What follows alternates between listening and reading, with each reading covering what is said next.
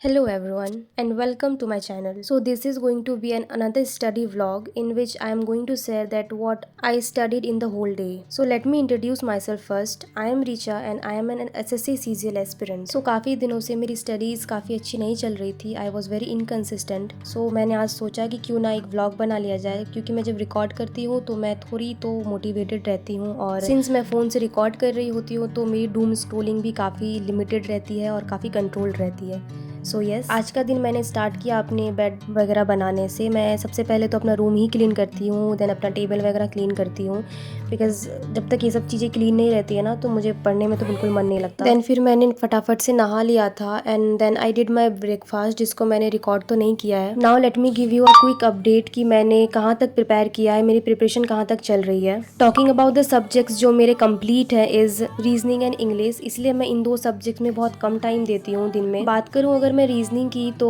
मैं फ़िलहाल रीजनिंग में सिर्फ मॉक टेस्ट ही लगाती हूँ क्योंकि सिलेबस कंप्लीट है. और इंग्लिश में मैं 60 रूल्स को रिवाइज़ करते रहती हूँ. मैंने नोट्स बना लिया है उसका और मैं हर रोज़ उसको रिवाइज़ करती हूँ, साथ में वोकैब करती हूँ. सो इन दोनों सब्जेक्ट्स में ना मुझे बहुत ज़्यादा समय नहीं देना पड़ता है. नाउ कमिंग टू मैथ्स जो कि बहुत ज़्यादा इंपॉर्टेंट हो गया है फ़िलहाल जब से सेक्शनल टाइमर आया है. मैथ्स में ना मेरे 70% सिलेबस कंप्लीट है बट फ़िलहाल मैथ्स में मेरा सबसे बड़ा चैलेंज स्पीड है ना कि सिलेबस कंप्लीशन है क्योंकि मेरे से क्वेश्चन बन तो जाता है बट टाइम बहुत कम पड़ जाता है. तो आज ना मैंने मैथ्स से ही स्टार्ट किया है.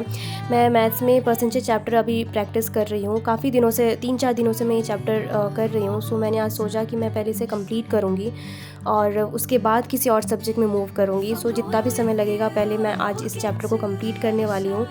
So yes let's see.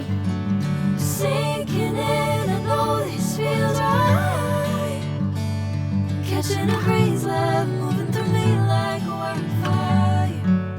सो मुझे ना पूरा परसेंटेज चैप्टर कंप्लीट करने में लगभग 4 घंटे लग गए थे. मैंने सोचा तो था कि मैं इसे जल्दी कंप्लीट कर लूँगी बट लास्ट में जो टॉपिक्स थे ना like commission and Venn diagram वाले जो टॉपिक थे उसमें मुझे बहुत दिक्कत आ रही थी. मैं नहीं कर पा रही थी क्वेश्चंस.